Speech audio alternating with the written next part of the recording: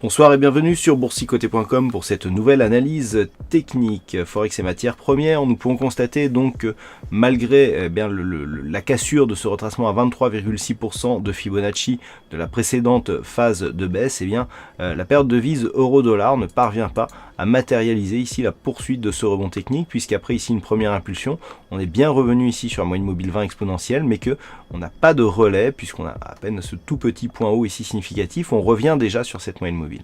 Donc là, on est plutôt sur une phase de stabilisation de la dynamique depuis la rupture ici de cette zone des 1,0475 qui, je le rappelle, était une zone de support majeur de la tendance court et moyen terme. Donc tant que nous sommes dans ce niveau, c'est une stabilisation. Le fait qu'on n'ait que peu de rebond technique nous montre qu'il y a toujours des velléités baissières sur cette paire de devises pour que aucun rebond ici ne se développe.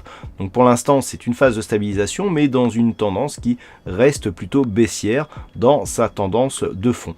Attention aux indicateurs qui sont en train de se retourner ici à la baisse. Si les cours revenaient à passer ici cette zone des 1,0475, on validerait la poursuite du mouvement neutre d'un point de vue court terme. Mais attention, les tests ici sont assez nombreux sur la zone basse. Un prochain test pourrait valider un prochain objectif qui se situe toujours à 1,0280. Sur le dollar yen, là aussi, c'est la stabilisation, puisqu'après ici une phase de hausse et une rupture de la dynamique, les cours évoluent finalement dans un premier temps au-dessus, puis finalement autour de la zone des 116,12. Alors hier, je vous annonçais ici, j'attirais votre attention sur la rupture ici, puis le rebond technique. À part cette moyenne mobile 50, il n'y a pas grand-chose qui plaide pour une poursuite du mouvement baissier. On a bien eu ici un retour des cours donc sous la zone des 116,12, mais les cours se stabilisent avec quasiment le même point bas que ce qu'il avait été précédemment.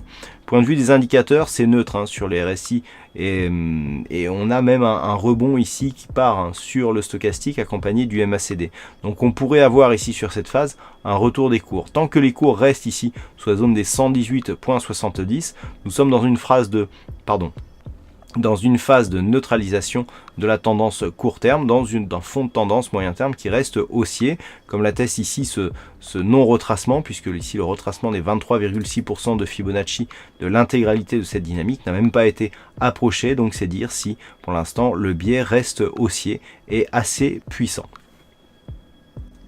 Et enfin sur l'or, on tente à confirmer ici la dynamique haussière court terme, puisque les cours qui évoluaient au-dessus de la moyenne mobile 20 exponentielle confirment la rupture ici des 1179,50.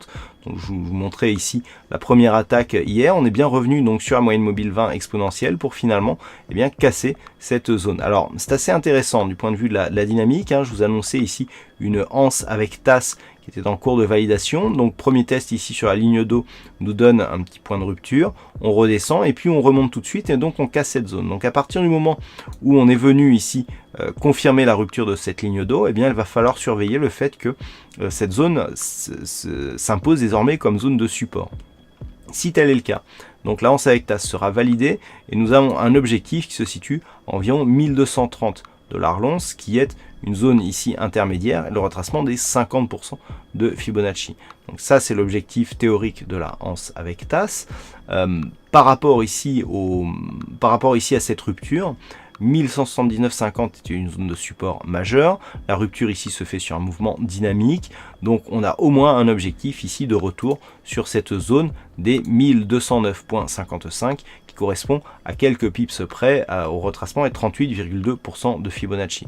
Donc deux objectifs ici. Selon les retracements de Fibonacci, un retour possible ici sur la zone des 1209,55 et selon la anse avec tasse, 1230 $ l'once, et ce tant que la zone des 1179,50 n'est pas recassée d'une manière trop puissante à la baisse.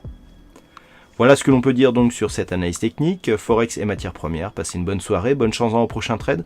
On se retrouve dès demain pour d'autres analyses techniques sur le site boursicoté.com.